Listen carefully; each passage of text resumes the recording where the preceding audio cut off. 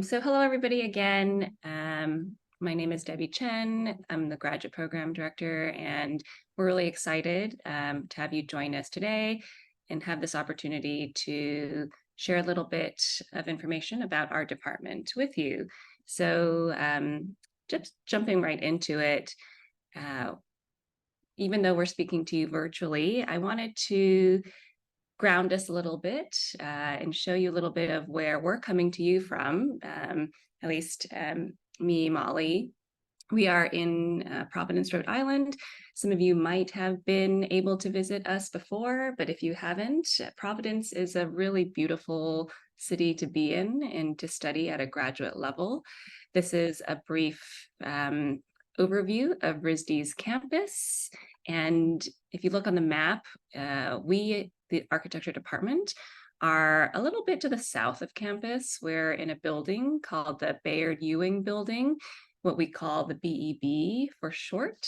So you can see we're kind of towards the southern end, but these images kind of really capture the beauty of Providence as a context to pursue your graduate studies. You know, we are in a colonial town, so a lot of the architecture is of a certain era.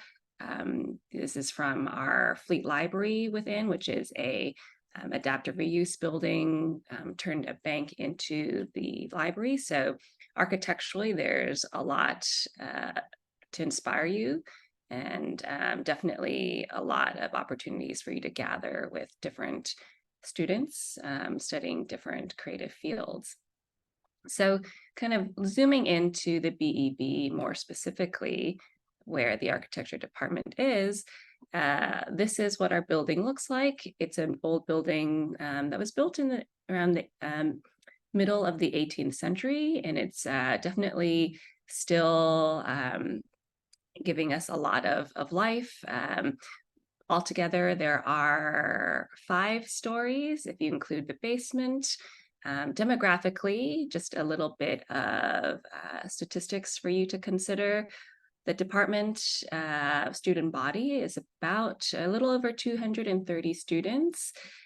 Currently, that's about 150 undergrads and 78 grad students. And you can see we're a very close-knit family of grad students. And what that 78 students this year breaks down to is roughly the majority of being 3-year M.Arch student track, and then with a few pursuing the 2-year M.Arch student track, which is the advanced placement track. And we can definitely get into the differences between those two programs later.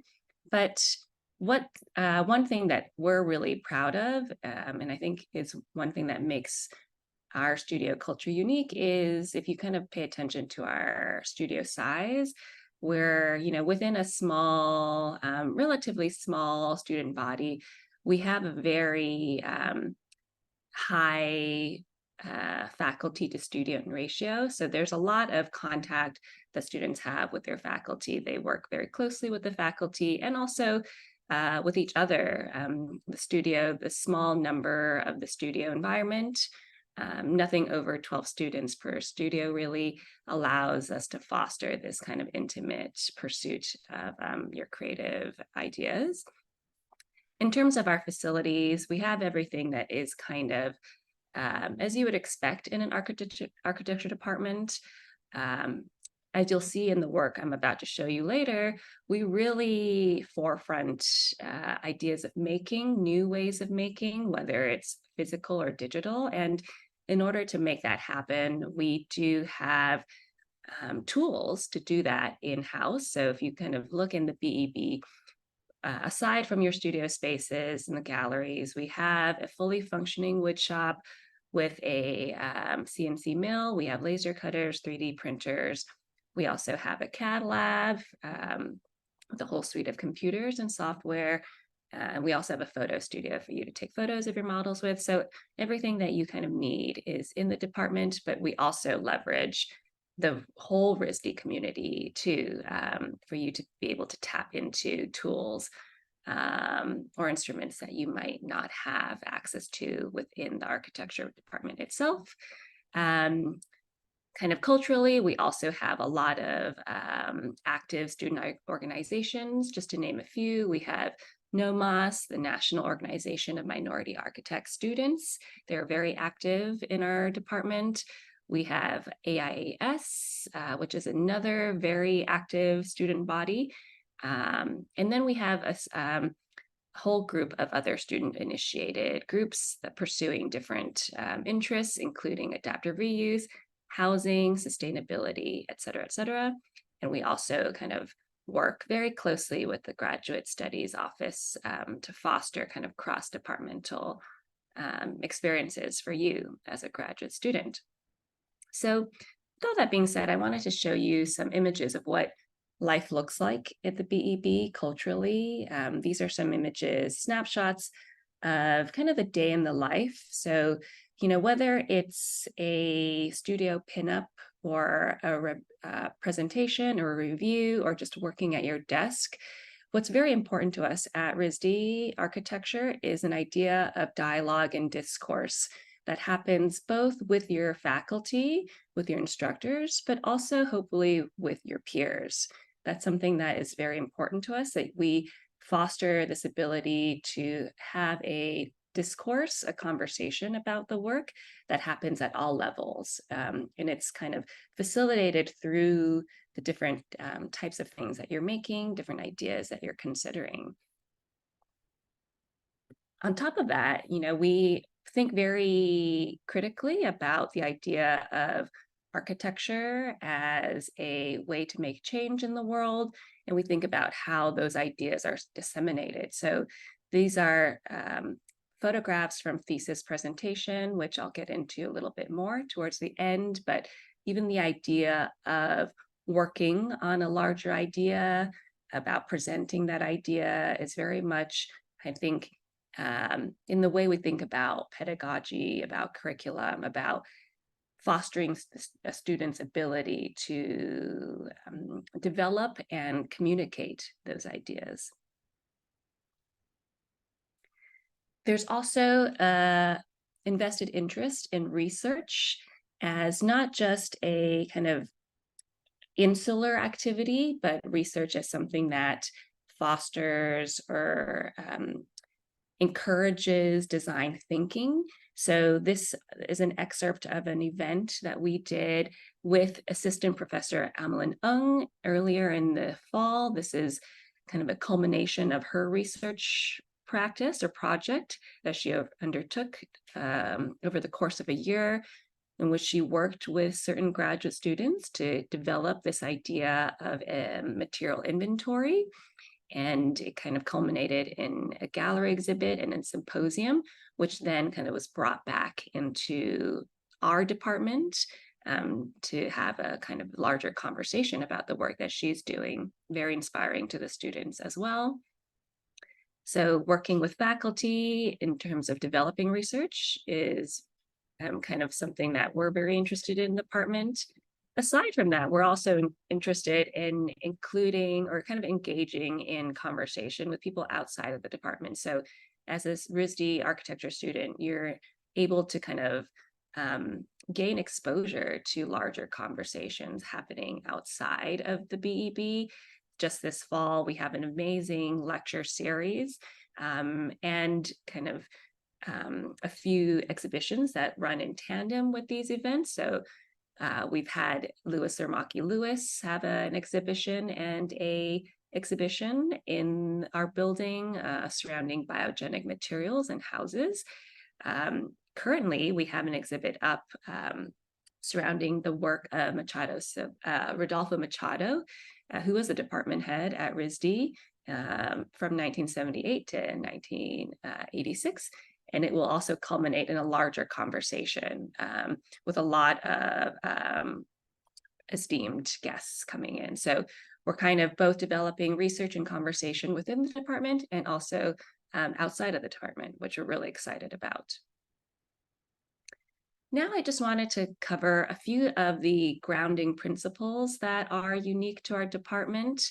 And I think these ideas will be bolstered through the images that I'm going to show you.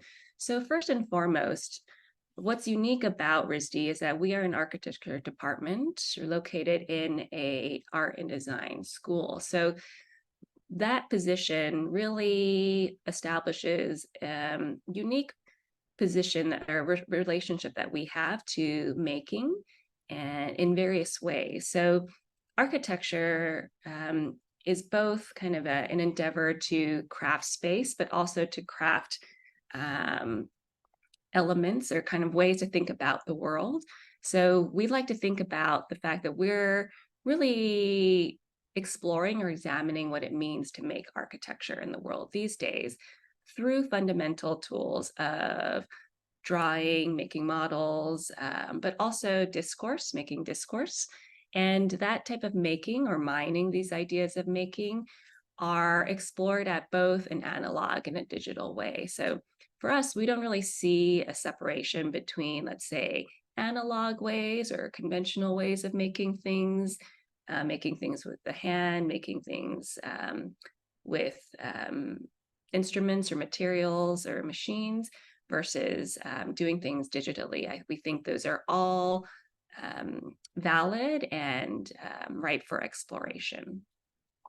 What that looks like, though, is you'll see that that translates into a certain area of concern for us, of architectural and design concern. And the environment is definitely a priority in terms of our design pursuits. We really believe in practicing environmental ethics in a studio environment.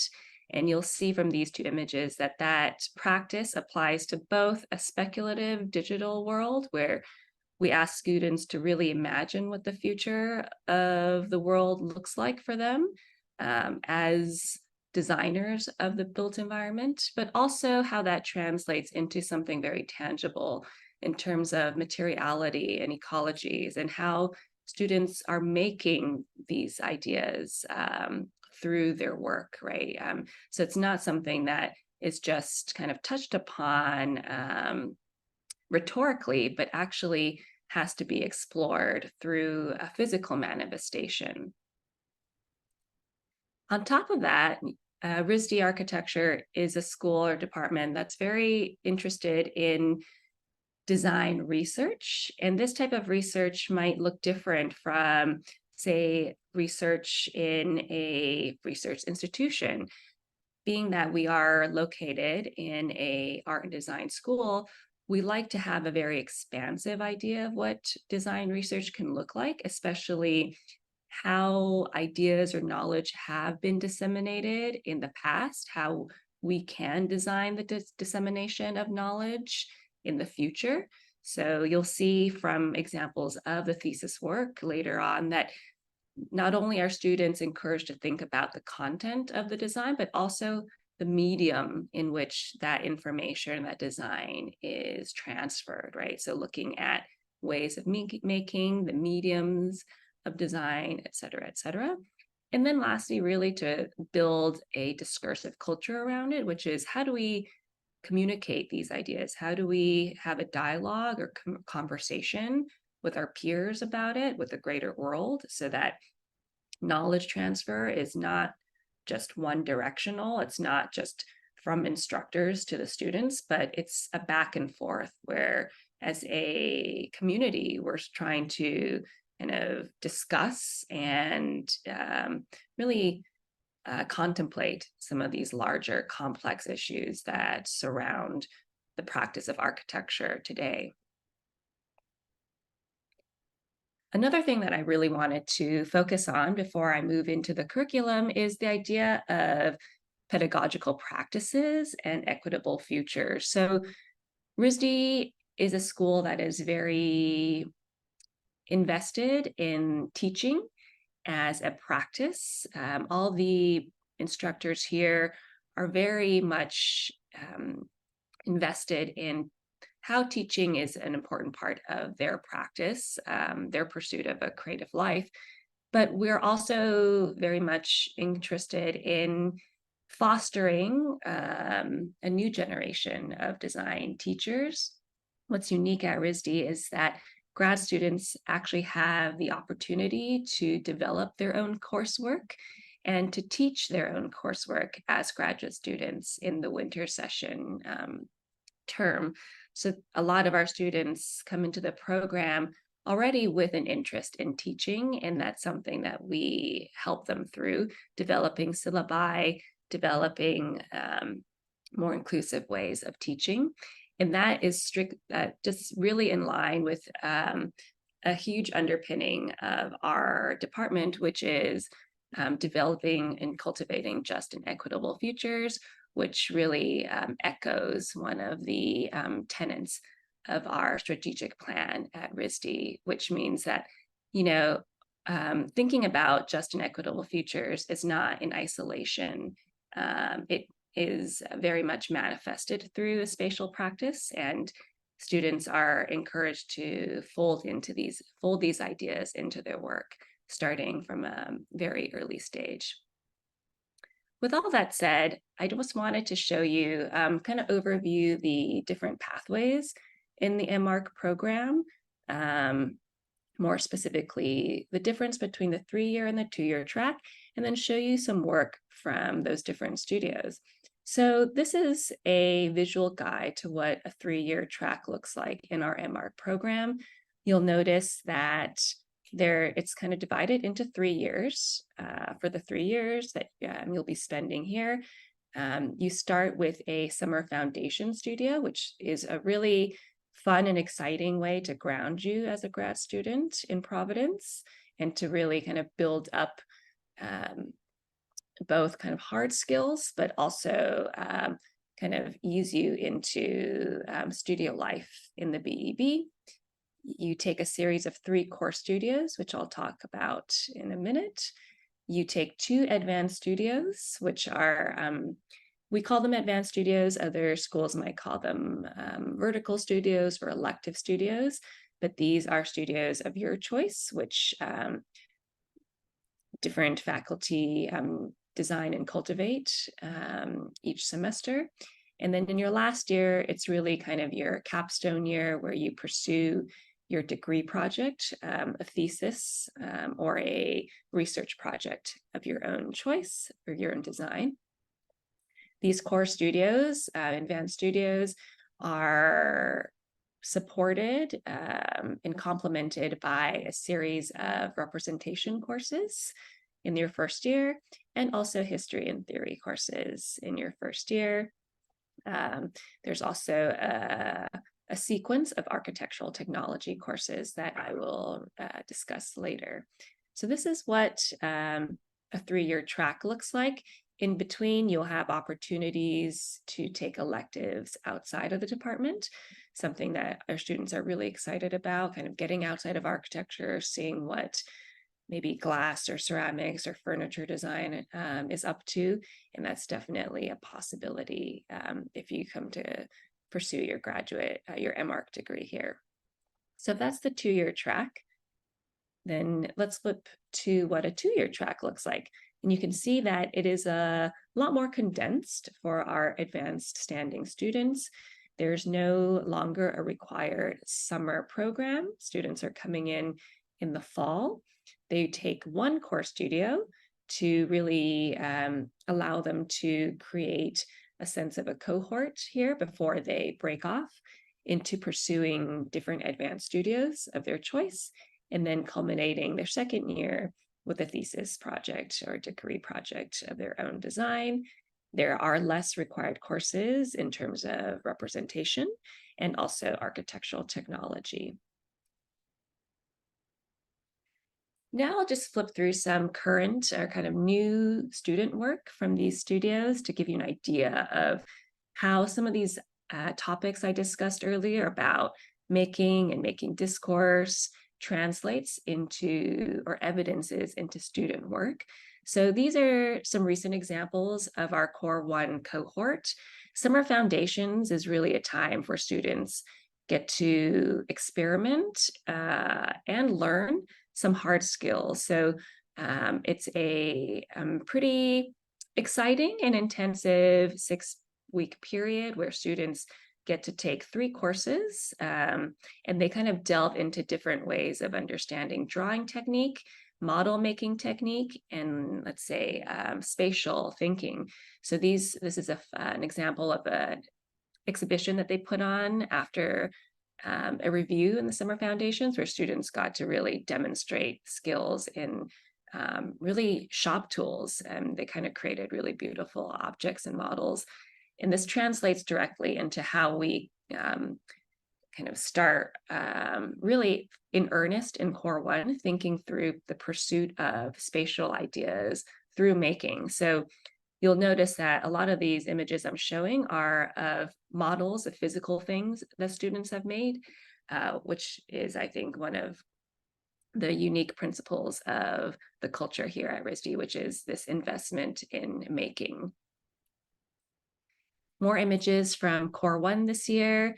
These are these are examples of a casting exercise they did, where we're exploring different tectonics and ways of making space additively or subtractively, how to draw those ideas.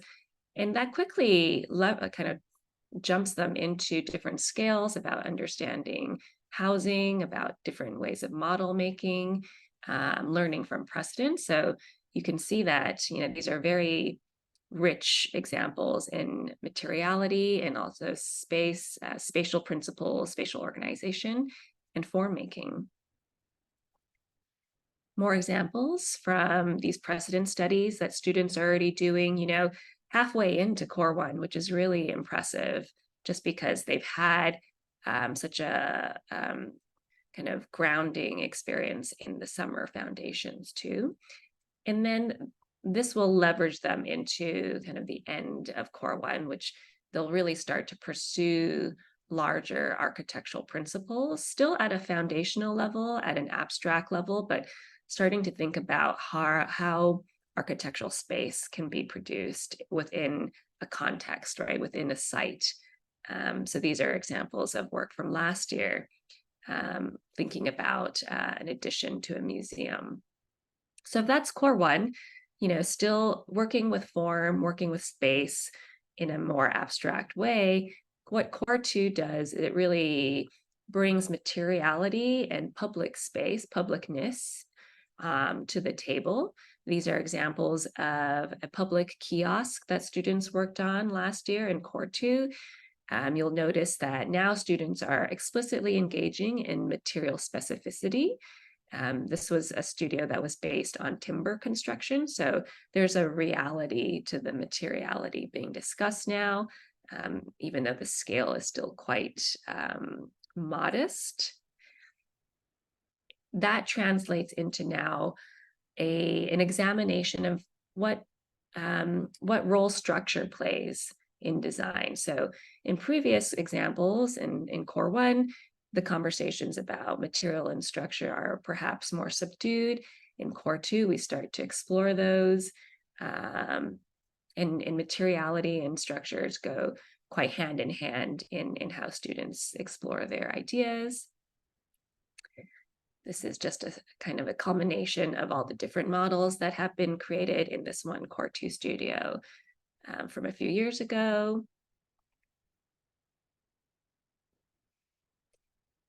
And even though I'm showing you a lot of model photos, because that's something that I find really just special about RISD architecture, our students are also very much engaged in drawing practice. So I don't want to underplay the drawing aspect, because that's very much also an important aspect of our culture here, as evidenced by these two beautiful drawings of that were produced in Core 2 too. So seeing kind of in your second Core studio, still in your first year as a graduate student, you're already able to advance to this level of articulation in drawing.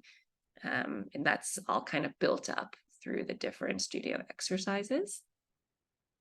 Again, some of the models that we saw earlier, now with more articulation about structure and material, and just kind of spatial resolution.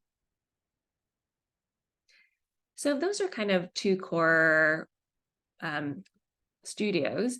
I also wanted to just touch lightly upon the idea of representation kind of a drawing or models course. This is making discourse, which is what our advanced standing students take as their required representation and theory course. So this was taught by an instructor, Cara Liberatori, last year, and they're using tools of photogrammetry to really examine or maybe unpack a little bit the ideas of documentation about image making, real versus simulation. So just to give you an idea of kind of the other end of the palette, physical models being one of them, then kind of digital ways of making images and contemplating images of the built environment is also very much on the table, and a conversation that our students are eager to have. A little bit about the architecture technology sequence. As a 3-year student, you are required to take 6 different architectural technology courses, which align quite nicely with your core studios and then your kind of advanced level courses. You take one in your fall semester, first year, one in the spring, and then as you kind of move into your second year, you then kind of engage more explicitly with ideas of structure, about environment, enclosure, and then you end in your last year with an integrated course called Building Assembly and Systems Design. In more detail, those courses will kind of review ideas or introduce ideas of physics, about how to kind of measure and simulate these physical concepts in both kind of an abstract, artistic way, but also in terms of like a physical way. Throughout the different courses, you'll then start to understand building systems, structural systems as it relates to different materials, wood, steel, concrete. In environmental design, you start to learn about environmental controls and lighting. And then in enclosure, we kind of look at the relationship between structure and environmental design, so synthesizing the previous 2 courses. And then lastly, in building systems and assembly design, it's a comprehensive course that includes group work and includes design work, where students are then asked to kind of think through a typical building and engage with questions of code, accessibility, life safety, et cetera, et cetera. In addition to architectural technology, you do have 2 required architectural history courses, which are pursued in your first year as a graduate student. They are modern architecture in the fall and then world architecture in the spring. They kind of align also with your core studios, core 1 and core 2. So to kind of sum up the different courses in modern architecture, what students are starting to be exposed to is the idea of the architect and how the architect starts to take on new roles in the 20th century, ranging from someone who makes form to someone who thinks about the urban context and how to develop the urban context, to engaging with social theory, cultural ways to kind of interpret the culture, and also to engage in theory. In your spring semester, you take world architecture, which is actually a course that is a hybrid between architecture. It's both within the architecture department, but also something that is offered within the larger RISD context. But now we start to kind of question the idea of the canon, what is considered architecture with a capital A. We start to look at the forces that have shaped the formation of architectural and architectural ideas kind of before this idea of modernity. And it touches upon kind of indigenous and vernacular forms of architecture, technology, culture and representation.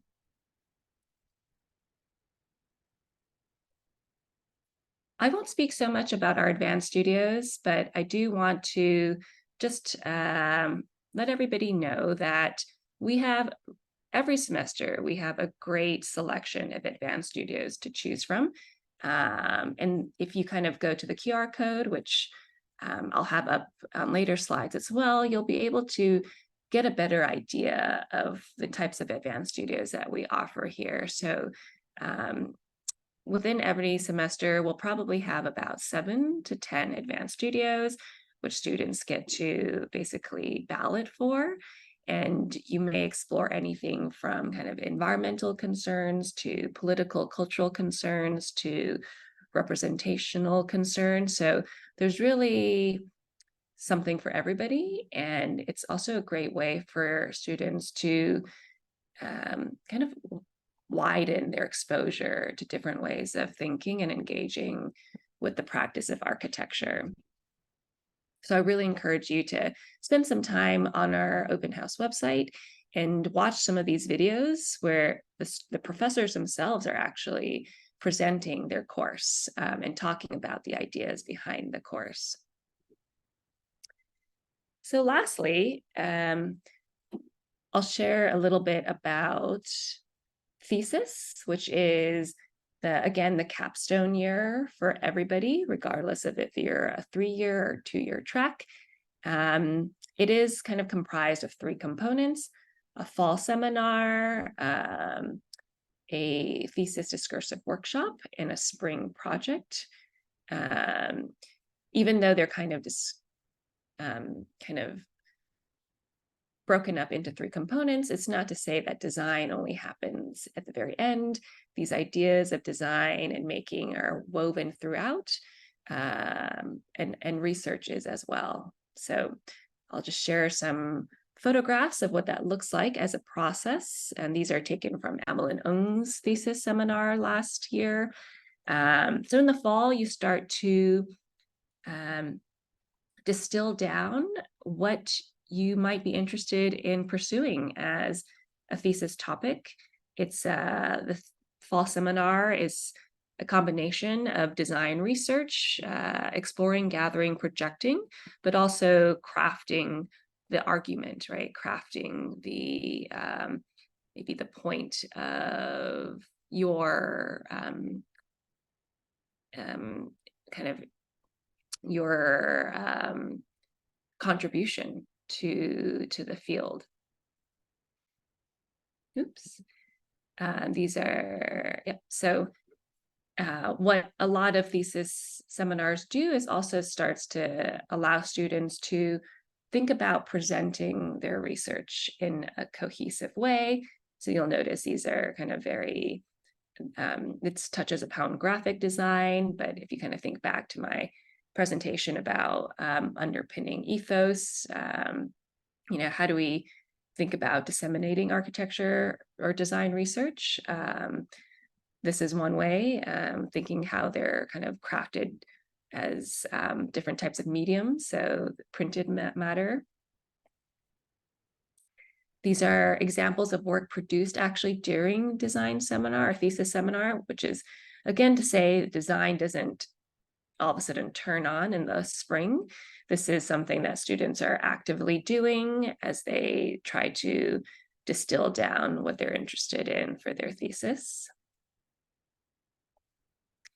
In thesis discursive workshop, what happens is you're now starting to position, edit, format, and curate the work that you did in the fall. So it's a great way, it's a hinge term for you to kind of take a step back from the research and the production that you've done in the previous semester and to really think about how that comes through, right? So we start to look more into how other design principle or practices also think about kind of packaging or mediating research and design. It's also a great time where we allow our students to engage with these really great resources that RISD has. They have a fantastic artist book collection which is housed, and there's also special collections at RISD in the Fleet Library. We have there's a RISD museum actually. So students are actually allowed to or encouraged to kind of talk to the museum about kind of curatorial practices, how even you might structure curatorial endeavors. There's kind of materials and resource center. There's a nature lab, which I don't even have time to get into, but it's a fantastic resource if you're someone who's interested in materiality and sustainability. And then there's a lot of galleries too. That's part of the RISD community. Just so much inspiring work that we encourage our students to really get in touch with. These are some of the examples of what those resources look like. Anything as tangible as kind of material examples to just seeing what happens in other departments, in these galleries, in the RISD Museum, also within our own department, looking at different student work as well. Students kind of work through their thesis, usually at maybe a midpoint. This is a show that was staged last spring, just when students came back from the workshop winter session. These are a collection of artifacts that they produced. So artifacts that maybe tangentially touch upon the thesis idea, but doesn't have to be the whole embodiment of the idea. So again, students here they really love working through their ideas in some sort of physical way or kind of print way, or they're drawing upon different tools outside of just architecture, which is really exciting to see. And then lastly, again, just some images of what thesis presentation looks like. This is a culmination of a year's work. It's really a joyous time. Students are so supportive of each other and really supportive of the ideas that they bring to the table. It's truly a discursive atmosphere where both the students and the invited critics and the faculty really dive into exciting and kind of invigorating conversations about the ideas put forth on the table. And you can see from these examples, they're really just impressive, fantastic, but also thought-provoking images, right, of kind of drawn work, but also physically made things. Also kind of digital explorations as well. So that's kind of the snapshot I wanted to share with you all today about both what the core sequence looks like, and then also how that transitions in to see a very kind of expanded idea of what architectural practice can be. So kind of looking at our department from both ends, that is just kind of skimming the surface in terms of what RISD architecture is about. So again, you can find more information about our department on the RISD website, but we also do have a specific open house website that you can reach through the QR code, but also through this URL. Here you can kind of peruse through different course syllabi, different student work, and also more information about just the student experience in general. So I did want to leave some time for Q&A. Hopefully I didn't blabber on too much, but yeah, thanks. No, I think that's really thorough, especially for those that aren't able to attend. So thank you so much, Debbie. That was great. I did put ArchGrad email and admissions email. So that way, if you didn't get your question answered today, just go ahead and shoot us an email and we'll follow up within a day or so. So let's just dive in if you guys are ready. I've been answering some questions behind the scenes, but I wanted to leave some for the group, just because I think everybody probably has the same questions. The first one is about community and how are students and faculty involved in the Providence community? What are some examples of programs, initiatives, courses that maybe work with the local community? Absolutely. So I can start this one, and then Jacqueline, who has been here at the department longer, can also chime in. It's actually a great question because today, actually, we're actually holding a Shadow Day event, which I must say is actually a huge undertaking from our student organization. So Shadow Day, that's currently happening right now, is an event where two student organizations, NOMOS, well, actually, it's just NOMOS working with another organization called ACE, is actually inviting high school students from the community into our department to engage with architecture as a profession. So they're kind of, the high school students are actually shadowing our students throughout the department and then learning more about what it is like to study architecture. So that is something that is starting to happen, I think, from a curricular level to really encourage students who perhaps aren't exposed to architecture, construction, and engineering as a profession to consider it and to learn more about it. I think from a more kind of institutional partnership level, we have faculty members who do a lot of projects or practice within Providence in different ways. We have faculty members like Jonathan Knowles and Laura Briggs who partner with existing local entities, usually around ideas of sustainability. So working through either some sort of build project or anything from like a community garden project are also kind of different ways that faculty engage in the community. That's Jacqueline? great. Yeah, no, I'll add a few others. I think what's interesting when we think about community partnerships at RISD, this is something that happens at the level of the college, it happens at the level of the department, it happens in curricular and non-curricular ways. So at the level of the college, we have the Center for Community Partnerships, which is an entity on campus, which really seeks to connect what's happening at the college to community organizations and to provide the structure that enables us to have reciprocal and beneficial relationships that foreground what are the concerns of many of our students. How do I work in communities ethically and responsibly and build sustained relationships through design practices and art practices? And so the CCP is an outside entity, right, like I said, that's across the college that supports a lot of the work that happens within our department on a curricular and non-curricular level. A lot of this is grounded, as Debbie had said, in faculty research. So as a student, where you engage this is also at the level of advanced option studios. So there's a studio currently that Debbie kind of alluded to in relationship with Jonathan Knowles.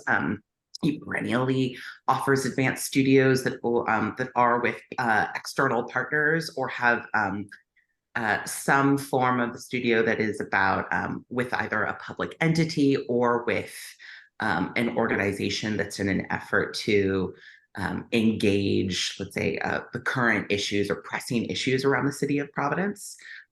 If you go to the website and look at the advanced studio options, you'll see Jonathan's video and a bit of the framing of the studio around taking on the unhoused community within Providence and the development that's underway with the governor, the state governor.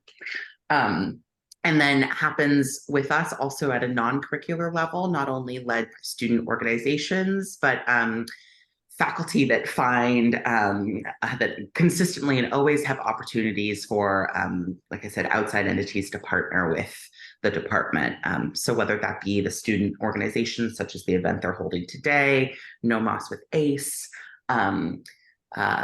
we are in the conversations with starting up a high school program with a local high school as well. So we're always looking for those opportunities. And I think that's um, kind of a spirit of RISD, is that these things, let's say, bubble up, and they often bubble up from student, from faculty, and then gain, let's say, momentum. And it's excellent having a resource such as the Center for Community Partnerships that helps sustain those, so that they don't feel like one-off events, but they become something that we can foster and support.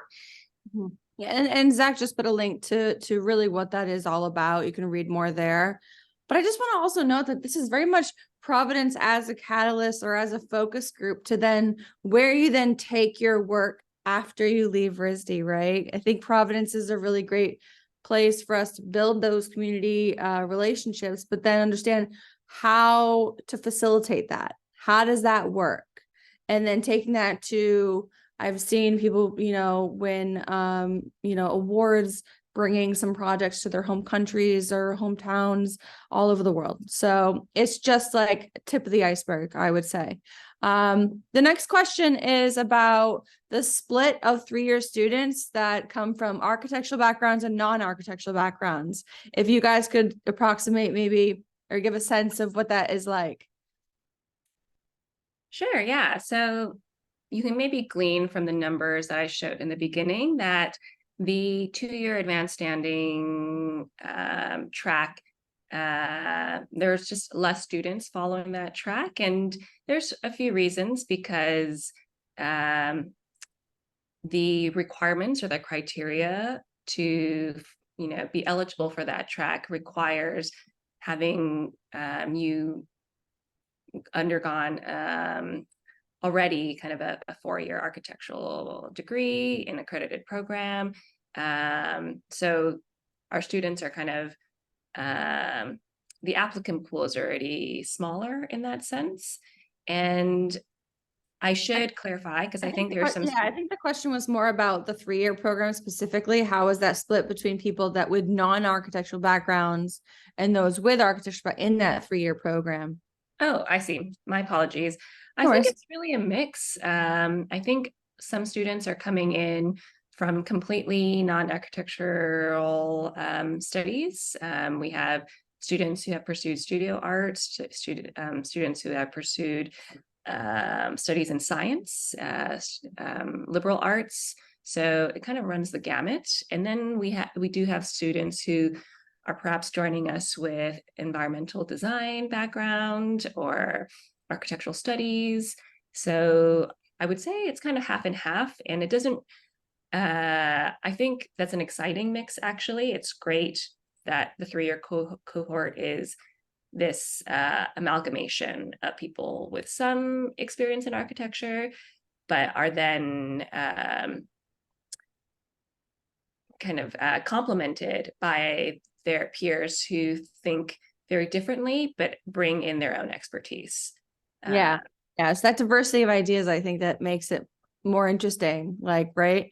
People coming from like these engineering backgrounds and very, very rigid, and then people coming in from like fine arts backgrounds who are like very conceptual.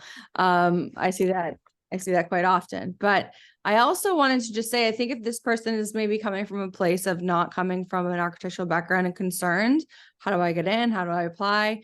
Come to a portfolio day. The next RISD portfolio day is going to be December 8th. We do have a national portfolio day, but those aren't really guaranteed to be reviewed, whereas the RISD ones are pretty much guaranteed you will be reviewed.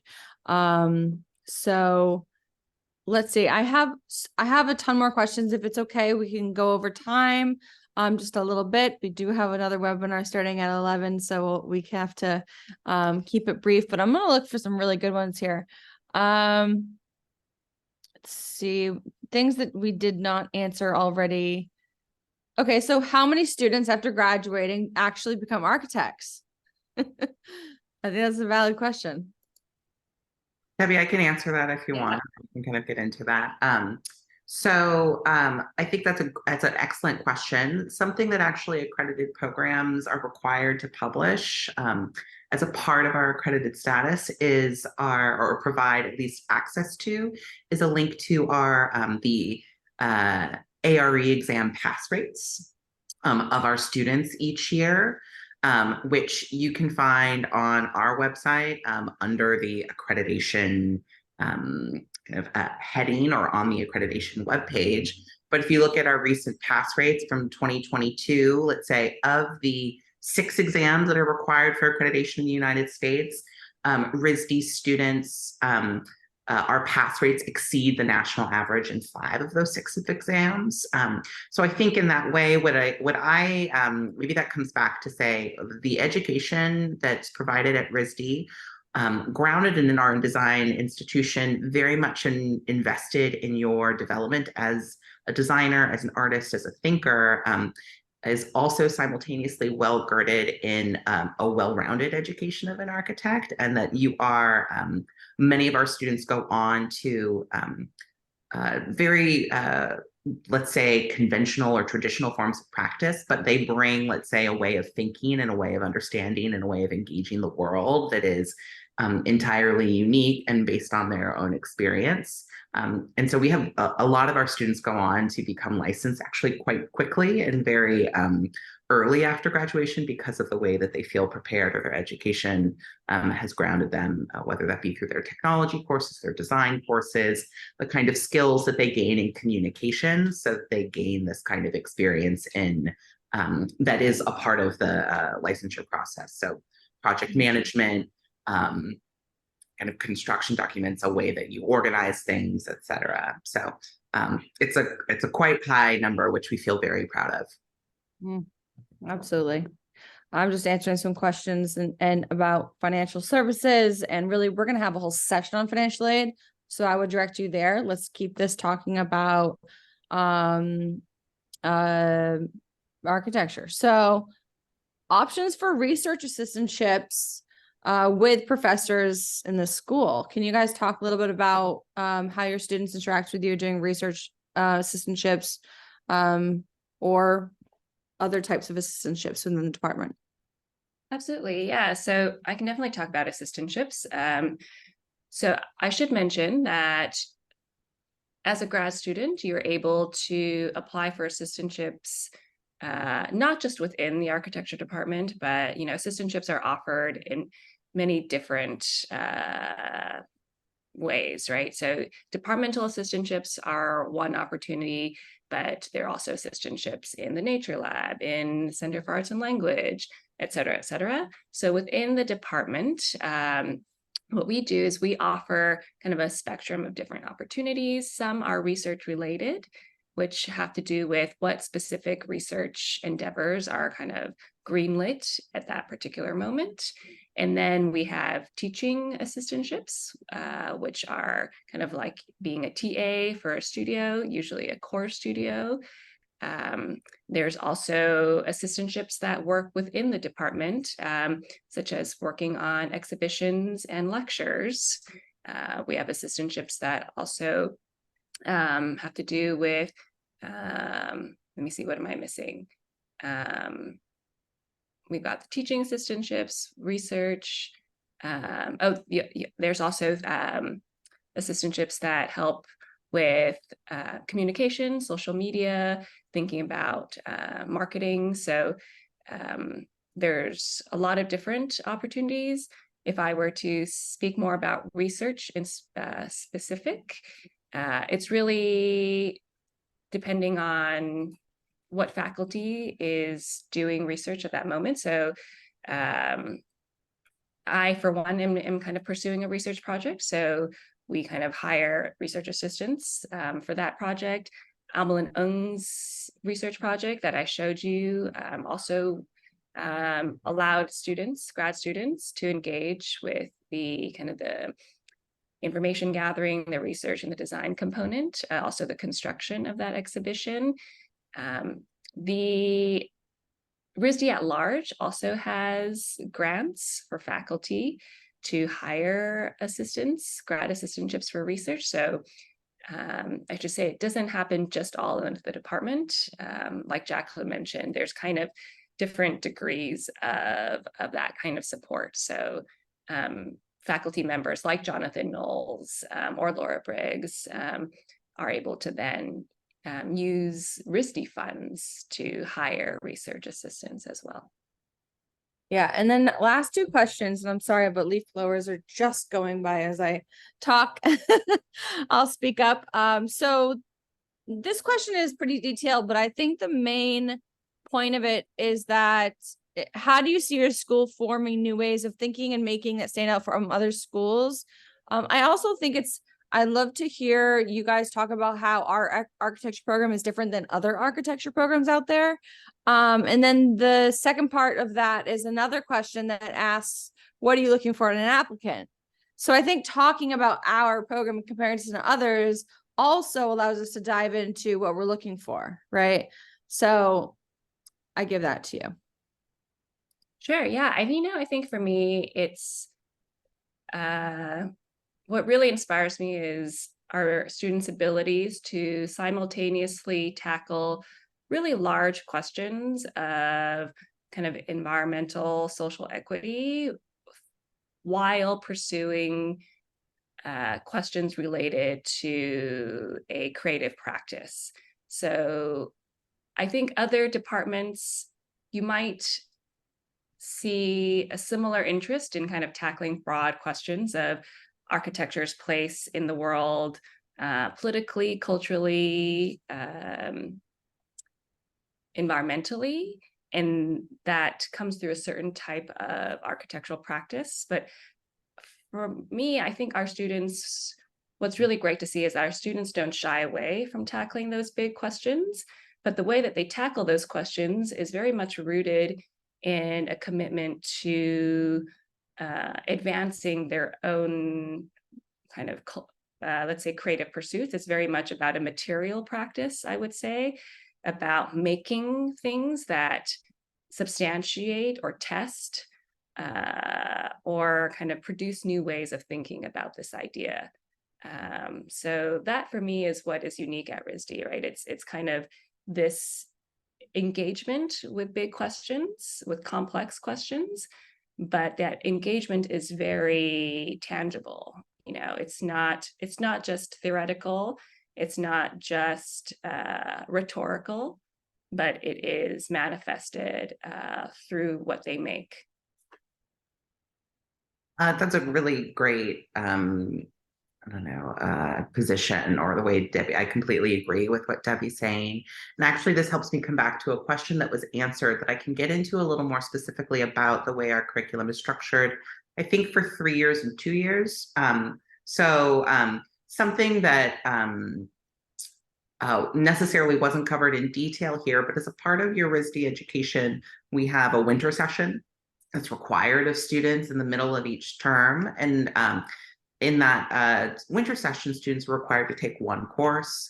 And historically, there's a kind of historic origin of that as one that's about kind of experimentation, a time to, let's say, try new things, test, and work in an environment that is less structured by the semester, but kind of a quick 5-week experiment. For our graduate students, that's a space where you are often taking electives, and we encourage you, and I think what's unique about RISD is that the electives aren't just housed within the architecture program, it's within the universe of RISD. And so you are to have the ability to register and take courses across all of the departments, whether they be in the Division of Architecture and Design or the Division of Fine Arts or the Division of Liberal Arts. Our 3-year students, of their total credits, take, I believe, the equivalent of 7 electives throughout their time at RISD. 2 of those are required to be non-studio major electives, meaning they have to be outside of the Department of Architecture. So it is built into your curriculum that you are taking courses outside of architecture, and they have to be studio courses that directly influence your own work or of interest to your own work. And our 2-year students have even more. They take 8 electives during their time. 2 of those are required to be non-major studio electives, and the rest are open. And so I think something that I find really fascinating about our students is, let's say for as or unique about our program is that that level of openness requires or attracts students that have even just a small inkling of an idea of either a technique, a skill, or way of making, a way of operating in the world that they would like to develop. They see the opportunities within the institution, whether that be within the department or out of the department, to support that development. And they will find a way to do it. They kind of find a little crack and they wiggle their way through. So each individual kind of student's experience of the college is wonderfully unique. I think I'm always shocked and surprised when I come into reviews and I see a way of making or I see a way of working. I'm like, I know you didn't learn that in the department. I know you got that from someplace else across campus, which is wonderful to see. Or that was a set of knowledge that you came here with and you feel very empowered to bring that forward into your studio work, which is wonderful to see. So I think that's something that makes us unique in relationship to other programs, in the fact that we encourage students to bring forward their own expertise, and also to define their interests and let's say take on the work of saying how can those interests be supported within the department and out of the department. That's different from other places that perhaps have let's say structures of support held within a department.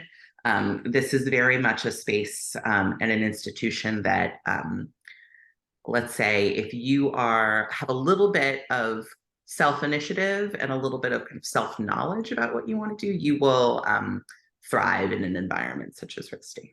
Yeah, and I just want to say, RISD is a really small school. So if you can learn to advocate for yourself, you can really wayfind wherever your practice takes you, which I think is super unique as well.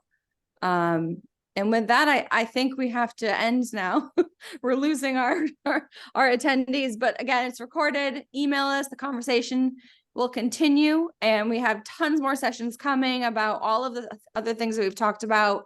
So thank you all so much for coming. Thank you, faculty. Thank you, Jacqueline. Thank you, Debbie, for being here today. Thank you, Zach, for that very active chat. And again, don't be afraid to email us with any other questions that you have. Okay. And thanks so much, everybody. Have a good day. Thank you, everyone. Thank you, everyone.